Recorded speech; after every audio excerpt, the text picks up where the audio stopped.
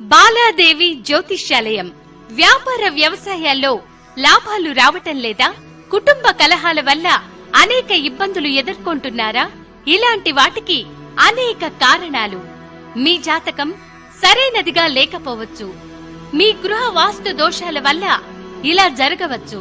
కొన్ని సందర్భాల్లో మీ పేరు కూడా మిమ్మల్ని ఇబ్బందుల్లోకి నెట్టవచ్చు.